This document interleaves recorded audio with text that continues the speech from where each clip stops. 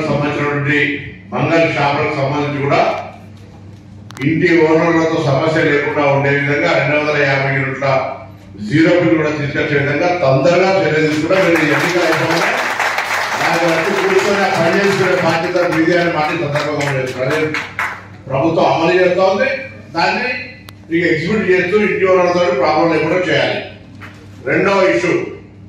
నేను మళ్ళీ చెప్తాను, నన్ను మొదటి రోజు కలిసినప్పుడు చెప్పి ఎవరు చెప్తున్నా, ఎక్కడన్నా ఎవరన్నా